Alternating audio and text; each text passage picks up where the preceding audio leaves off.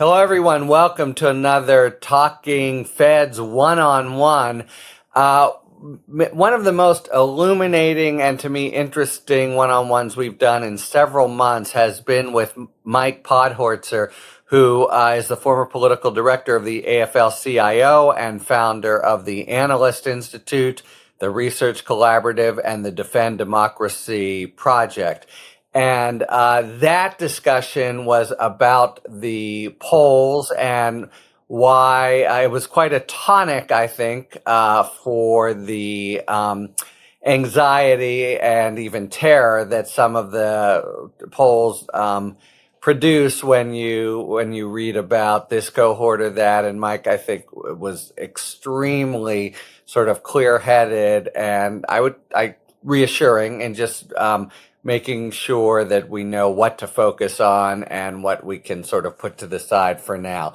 And in the course of that discussion, which I still recommend to people with some frequency, brought up a kind of broader thesis of his that I then read about on his Substack called Weekend Reading, which I highly recommend generally.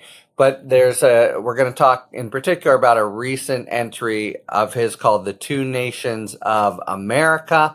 And the title, if it's not clear by the title, it's a really eye-opening piece about the extent to which we are not, as taught in elementary school, one federated country under whatever, but rather really two nations interwoven with one another. Mike Podhorzer, thanks so much for returning to Talking Feds one-on-one. Thank you for having me, and thank you for those generous, kind words. Yeah. It's really true. I cite that discussion repeatedly. Okay, so let's cut to the arresting headline of it all, which is we don't live in there are red states and there are blue states. We've always known that. But I don't think, have taken aboard to anywhere near the degree that your Substack brings home the not just temporary, but really inveterate differences, such that you can, I think, in all fairness, describe us as living within there's a red nation and blue nation. Maybe just talk about that in very broad strokes, and then I'd like to discuss the origin of that phenomenon before bearing down on some more particular sort of distinctions. Sure. No, I think it's really fundamental to move away from the way where our politics are explained, which really just comes from the idea of reading a national poll, which assumes that there's a national polity that that forms the government, gives its consent, and is controlling, right? And so the units we hear are things like this demographic group or that demographic group. But we're not a constituent assembly where those groups actually have a seat in Congress, right? We have from the start been a federated republic of states. And the kind of federalism that is built into the Constitution enables the two big sections of this country to extend and preserve their different ideas about what government should be, what the way of life should be, how problems should be solved, and what our industrial relations are, everything. It's just a fundamental difference. And I think especially people who might be listening you're talking about civics class, right? There's a sense that there's an America. And the sense that there's an America is really coming from the Declaration of Independence and the idea that we are all linked as having inalienable rights and that we are the ones who formed the government and give it our consent. But we are governed by a constitution that essentially was agreed to make sure none of that came to pass, right? That you had the very vulnerable colonies at the time who had just become states who were under threat from England and France and Spain from the Native Americans. The Articles of Confederations were not working. They realized the need, and it's really better understood as a mutual defense pact, realizing that they had to hang together. But the states in which slavery formed the economic, cultural, and religious foundation were unwilling to join that federation unless their right to continue that way of life were preserved. And as we all know, that's diametrically opposed to what was supposed to make America in the Declaration of Independence. And from that point on, almost interrupted, roughly that same set of states, first in the beginning of the 19th century, were Calhoun and nullification. And then it reached a point in 1860 where they seceded and rebelled.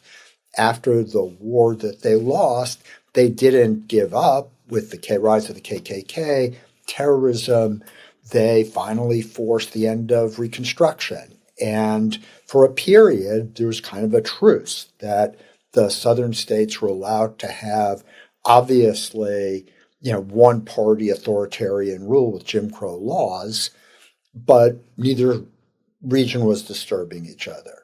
And then let me stop you here to just because in the story, so you start with the colonies, and of course there are some slaveholding states there, and the sort of notorious provisions that accommodate them in the Constitution. But the map in the Substack, which everyone just go to the Substack and check out the map. But you see a very broad swath of right. So if you look at that map and isolate the colonies as a strip to the east, you've got a growth that it isn't even an 1860 line. The red kind of comes up as a huge mass in the center, with Illinois kind of isolated and a smaller number of populous states.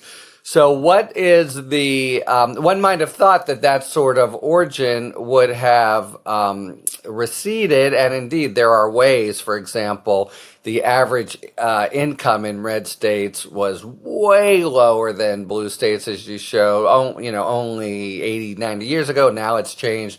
What made it the case that this original cultural, economic, industrial distinction from a few states there actually then blossomed into the monolithic center that you see and that abides?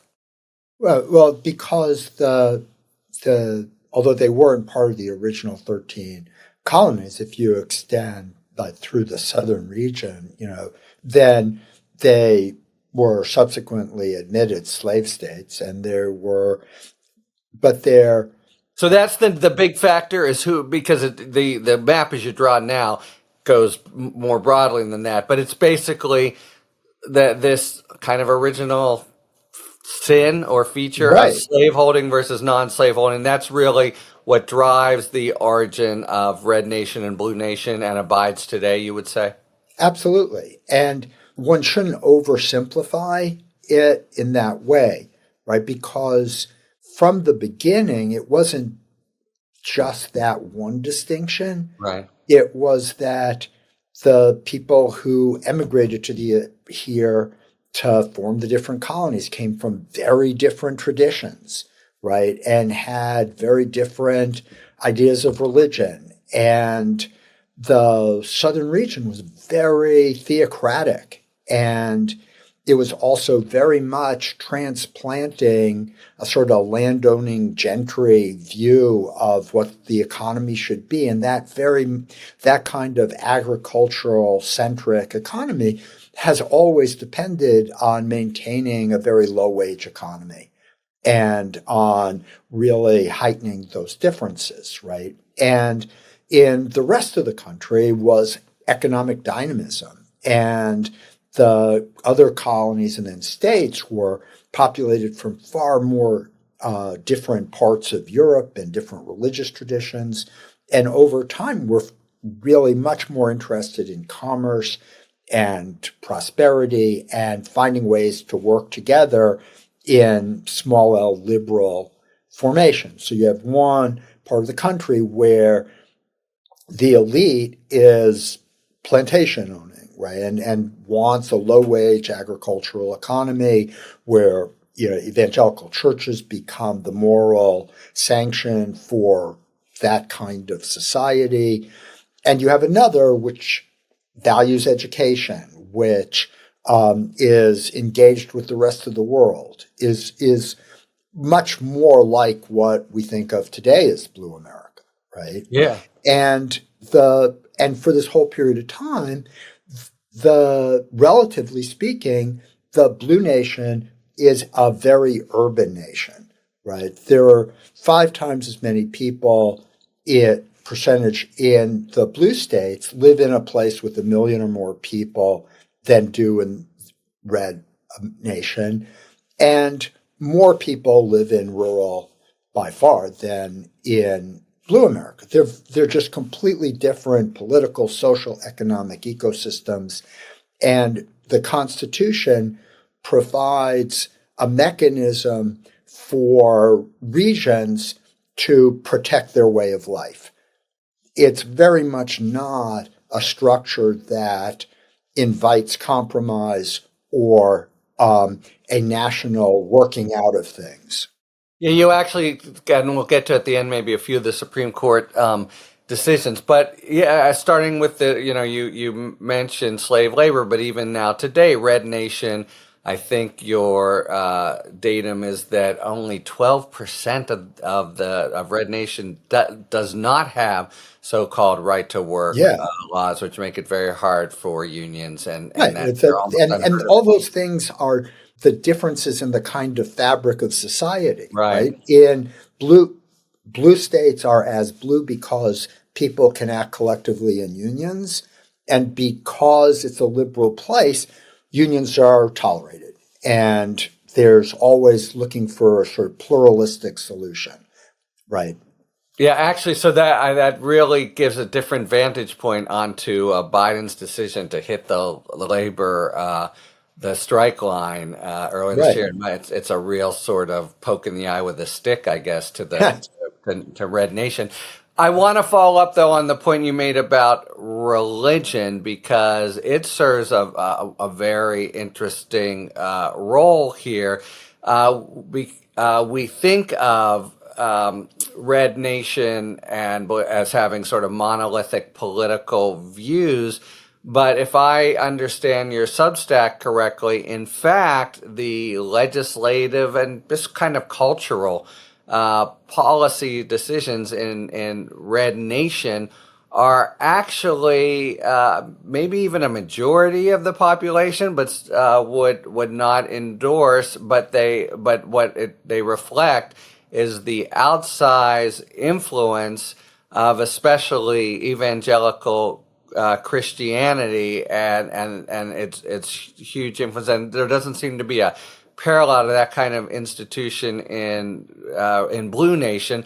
First, I want to ask if I have that if I've stated that accurately, and second, why does it come to be? Maybe this is an imponderable that isn't U.S. specific, but that a specific institution, cultural institution, it happens to be religious, is able to kind of move the whole population of Red Nation right. Yeah, those are really the important questions. And they arise, it seems like so mysterious because all our political conversations, again, start with this idea that all that that we see in a national survey should explain everything that's going on, right? But that's not how the Constitution works, right? So take the House of Representatives, right? What the religious right has been able to do is, in a sense, hack the system, right? Because every member is elected from a place. They're not elected by a demographic, right? Mm-hmm. And in particular places in the South still, evangelical churches are very clustered, right? If you in the districts that are sorted or gerrymandered red, the evangelical population is from 40 to 70% of all the voters in that place, right? And it takes only about 50,000 votes to win a primary in one of those districts. And so if you are an organized institution like the church, and you decide to deploy your followers in a political way, you just can run right through the system. And therefore you get Mike Johnson as Speaker of the House, right? I get it. And yeah, let me just clarify because I think I had it wrong. So it's not a question of somehow the cultural force and muscle of the church bringing the broader population in Red Nation right. It's rather I think of the example in Brooklyn where the Hasidim have such political unity and salute Right. their leaders, and so they're a very powerful voting bloc. It's actually just the outsized political influence and bottom line, what leaders are elected because of the organizational power. Right. And right, exactly. And it's that we don't have reporting that ever pays attention to organizations, right? It's just all these different voters as if they're just individuals and you just count them up, right? But when people are organized that way and so that you can get into the system, as I say, by 50,000 votes for listeners, average congressional district has about 750,000 people. I mean, it's really pretty outrageous, right? But it's what you can do. And it's why after Roe was overturned, polls showed that there wasn't a single state in the country where a majority of voters wanted Roe to be overturned. But in every one of those red states since then, they've made even stricter restrictions than were there before it, because the percentage of the population that is in that sway is a very substantial majority of the Republican primary voting base. And so the state legislators, primary voting base. So that's important distinction because here too. most people don't vote in primaries, but Yeah. if you're in your church or some other organization, say we have to get out into this primary because this person who's going to carry our agenda is on the ballot, right? It's ripe for that, right? And then even if they're extreme, you get to the general election and Democrats can't win.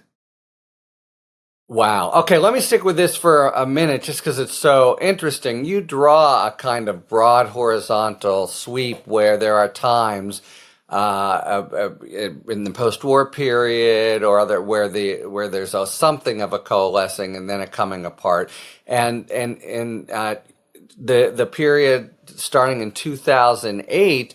We seem to be getting a sharper, deeper divide between Red Nation and Blue Nation. And I assume that means, if anything, a stronger consolidation of power by religious institutions in Red Nation. And yet I think of the last 15 years or so as a time when, for the most part, religious institutions are weakening, actual professions of faith are eroding in overall percentage. What am I right that they're very much bucking the trend, and how have they managed to stay so strong in a period of, unless my premise is wrong, in a period of overall eroding, if not faith, at least allegiance in establishment? So I think that in the way you stated, there's nothing factually inaccurate about that. The percentage of people in America who don't identify with a religion has gone very much up. But the practice of mostly Southern, but not just Southern, churches has radically changed in this period. And so the increase, there's been an actual increase in political religiosity, right? In the, say, 50s and 60s, when this was overwhelmingly a white Christian nation, that agenda carried forward because that's what everybody believed, right? When you go into the 70s after Roe, but more importantly after Brown and the efforts of the Carter administration to take away the tax-exempt status for Southern religious institutions, you had the coalescing of heretofore apolitical pastors realizing that to protect their prerogative, to protect their segregation academies, they needed to have a political presence. And that was the alliance between moral majority in the Republican Party, Reagan, Nixon, all of that.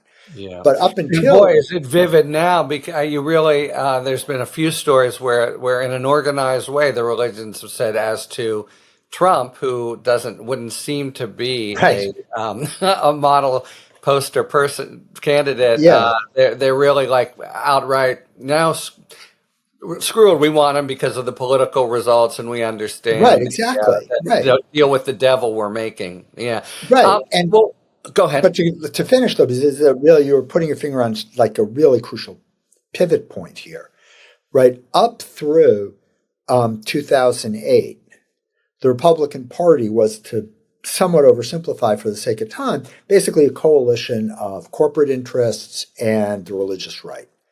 And the corporate interests depended on the votes of the religious right to bring the southern states into the big majorities that Reagan had, that Nixon had. But they really did not deliver for the religious right. They just kept saying, because they really knew how unpopular their agenda was. And so they said to the religious right, essentially, we'll pass judges that'll get this done because we can't do this through Congress, right? And given how battering Brown and other decisions had seemed to them, they thought that was acceptable. When you get to Obama winning, it was sort of a break point for this coalition.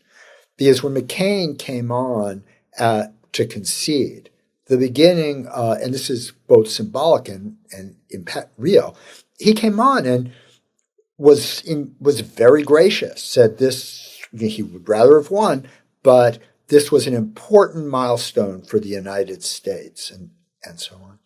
And at that point, that side of the Republican coalition decided that the real problem wasn't Democrats, it was rhinos. And so beginning Republicans with in name only. Yeah. right. Like At McCain. the beginning, Right. right. And beginning with the 2010 election, the mission was to purge the party, right? To replace all of those people like McCain who were willing to compromise on these things and postpone it, who were really not committed. They were done, right? And to be blunt and crass about it is the cardinal principle that he was ready to compromise on the mere existence of an African American president. Yeah. I mean, you think that was the real it was the symbolic, right? Yeah. But it was right, Yeah. and because remember that like underneath the surface, and to McCain's credit, he's a Muslim, he's not Christian, Right. all of those No, things. ma'am. No, ma'am. Yeah. Right. Right. That he was still like dealing in the reality-based world, right? But at that point, you have Fox and others amplifying this other story of who Obama is, who the Democrats are. And if you believe those things to be true, then McCain is a traitor, right? He is, and all of them are traitors, right? And that's, I think, a part of this whole thing that I know many of the people who now are never Trumpers and people like McConnell who managed to hang on really did not understand what was happening, and did not realize that having gone along with this really false story that was being peddled in right-wing media, they were limiting their ability to ever control this right-wing movement. And of course, over the last 14 years, we've seen it just get more and more so. right? And And you had so a general even purging. I mean, not only have they gone right, but a purging of the people who weren't. Um, right, Let me turn to this aspect of it, which is by you have different charts that show these by different bellwether measures. Red Nation's a tougher place to be. Quality of yeah, their life expectancy is lower. Their education is lower. Their income is lower. It feels like it's really just a down on its luck kind of. Now maybe that's an arrogant elite Blue Nation vantage point from on my part, but what is it? Is it sort of is it a bug or a feature that that Red Nation is so and materially worse off than Blue Nation? it's a feature, right? I mean, it is And why? Yeah. it's because the agenda of the faction that has regained control of state government really doesn't share your priorities. Like you, which you're characterizing yourself as sort of elite Yeah. nation person, right, thinks it's important to live a longer, healthier life or to have few mothers die in birth, Right. right? Whereas those are not the same kind of priorities. Seriously, man, let me just stop you. So you honestly think that Red Nation doesn't care so much about longevity? I For think example, that I'm just picking what one, I but mean by I know I think that what I'm saying is that yeah. they don't believe that it's the role of government to make I see. sure that you have the health care that then translates into you're living a longer life I see. or Yeah. that you have lower risk of mortality when you're giving birth or that you have a better shot at an education because public education gets more resources. So I'm So not you obviously actually see the outcomes as being essentially tied to different government policies sure. in blue nations, not just okay, not just demographics as they've developed. Well, let me stay with that. So that I mean, all in all, the message is, it's Blue Nation, Red Nation, and hardly ever the twain shall meet. And actually, we've seen these series of what we think of as razor thin elections that have really been landslides. It's Right. just dual competing landslides in different, in Red Nation versus Blue Nation. Some startling statistics that Biden lost Red Nation by more than Eisenhower won the country or whatever. But you're really onto something really important there in Go ahead. terms of Yeah. how we think Well, about you're onto something important. I no, but just in asked terms of how questions here. we Yeah. misunderstand Sure. Go ahead. the presidential elections, right? Yeah. So starting with 2012, there have been three different Democratic candidates for Right. president, and there have been two Republican candidates for president. And if you take the blue states as one nation, the red states as another, in all three elections, those three different Democrats won by 24 points. And Trump, and Romney won Red Nation by 12 to 14 points, right? And by Because the way, it's that's more important. We think of this as we think of demographics more or college education, but as you right, point out, college educated whites are more likely in Red Nation are more likely to vote for Trump than non-college educated right. whites. Do I have that right in Blue Yeah, Nation? So right, I mean, it really is the home colors. Yeah. right. And the thing that's kind of like sometimes think almost sort of comic, right, is that when you think about what makes you you, right, you don't think that's entirely determined by whether you went to college or not, right? You think about your parents, where you live, how you Yeah. grew up, what you're like, all of those different things that are part of the society, the micro society that you live in, have so much to do with who we end up voting for or what we want to do. And that sort of traditional analysis now basically says, don't look at that. Just look at are they white non-college or something like that. And it really doesn't explain as much as where you were born and, that sort of thing. Okay. And how does this phenomenon, maybe we place undue emphasis or hope in it, but of so-called purple states play in? So you see in, Georgia, maybe Virginia for sure, states that actually do seem to be shifting and changing. Are this just exceptions that prove the rule of the, overall Right. stability of red No, nation? that's another really important thing to bring up. So let's start. Virginia is really the only Confederate state that has gone blue. And Well, Georgia went well, blue. no, it voted for a Democrat, but Okay. I'll come back to Georgia in a second. All right. But Sorry. that is reliably blue, right? Hmm. In terms like for quite a It's bit now now. blue. It's blue. Right. Okay. But it took the explosion of the federal workforce in the Washington, D.C. area Hmm. to make that happen.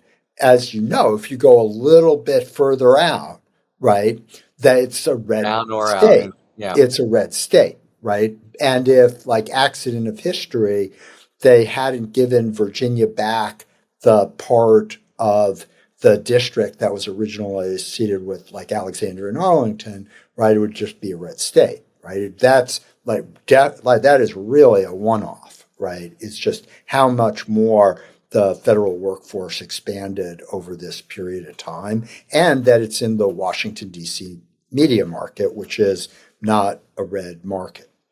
Georgia is very interesting because while it has, in very razor thin way, voted for Biden and then for Warnock and Ossoff, is because of those structures I was talking about before, still impenetrably red trifecta in terms of state government.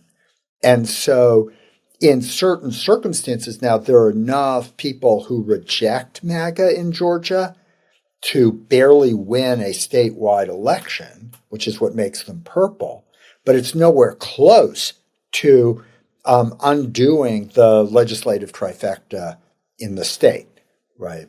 I And got it. And this goes to the overall point you made in our last discussion about how one can frame this coming election as an anti-MAGA election, and if right, it's right, it's somewhat right, reassuring. and and so part of what is you know is like really should be expired is how we decide to govern this country in the 21st century, right? Because as I said, you had this one part of the country, double digit wins for Democrats, this other part, a dozen or more for Republicans, and the margin in the purple states have tilted it one way or another by less than 2 points, three consecutive elections in consecutively different directions, right? In the modern world, how is that? And then it lurches back and forth depending on it. Doesn't make any rational sense. And so to a great extent, to me, many of our really serious problems are a function of unforced errors, of an unwillingness to re-examine how we govern ourselves. And the irony, to bring it back to the Declaration, is that while everybody knows we hold these truths to be self-evident, two sentences later, Jefferson says that it's our job to always evaluate our government in terms of whether it is delivering those things. And it is our right. If it's not, it's our responsibility to make sure government does that. Yeah, I mean And that a little bit feeds into the liberty has to be slaked occasionally by the blood of tyrants or whatever. Um, Okay, so let me guess. First of all, this stuff is so fascinating, and keeping it in mind really does. I think the implications to me are many and multiplying. Thanks for all the time you spent on it. oh, So sure. it's well worth just the insights. And again, this is the Two Nations of America, and it's Mike Podhorzer's Substack. Highly recommended. But let Thank me you. just close with or ask you to close with a few thoughts or whatever thoughts you have about the implications of this, what seems like a pretty solid structure that's both constitutional in the sense of from the origin and ever stronger since 2008 for the 2024 election. Yeah.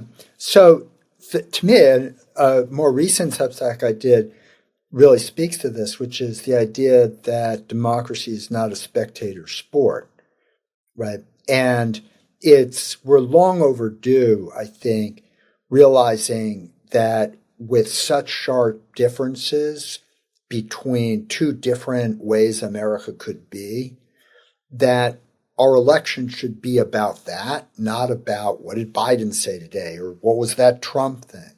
Because there's not a world in which that matters as much as the cast of characters, the cast of interests that are going to be empowered or disempowered by the election. And probably in other podcasts you've talked about it, but the agenda that the MAGA forces in the Heritage Mandate for Leadership and elsewhere have laid out if Trump wins is what this election should be about, right? The scale of change and their ability to implement it means that if they do, we're talking about a change as radical as the New Deal was or as Reconstruction was. It's a very basic change in who we are as a nation. And so for 2024, that's what voters have to understand. They are voting on essentially a constitutional referendum to change the country in such profound ways. And there's a corollary here, it seems to me. So first, that does seem right from my coastal elite perch, but there's a corollary. Bill Crystal on a recent podcast, Talking Feds, made the good point that there's no Nuremberg trials here. I mean, it's not going to be the case that either side will be swept away. So what if you do fear and loathe the potential change that a Trump election would bring, you need to, the best case scenario is that is staved off, but there remains a very significant contingent of Red Nation in its mainly MAGA incarnation. And so it's a sort of tussle. I've been struck, as have so many, by Trump's sort of staying power. And, the many times in which it seemed, January 6th being the prime example, that, well, at least now the country has set him to the side. And I think you've given an explanation, among others, about why that's not the case. So November is of course a very big inflection point, but it's not one that portends a decisive rout of one side or another. Part of the crisis is that, especially since the Great Recession, for young people, America has not delivered anything like an American dream. The level of precarity that most people experience, especially younger people, means that there isn't a vote of confidence for the Biden administration or for Democrats, right? Their vote in 2020 and 22 was determined by an accurate assessment of how much worse it would be otherwise. But until there's some reckoning with many bigger problems than we can talk about right now, right? We're going to be stuck here, right? Which is one election away from, a group that's no more than a third of the country taking power. Yeah. Mike Podhorzer, thank you so much again for your time. Your second time on a Talking Feds one-on-one. It's the Two Nations of America, which we've been discussing on his Substack, although, as Mike just mentioned, there's a follow-up one that's well worth your time as well. Hope to have you back another time on Talking Feds. Likewise, glad to be here. Thanks for tuning in. If you enjoyed this video and other Talking Feds content, please take a second to like and subscribe. Talk to you later.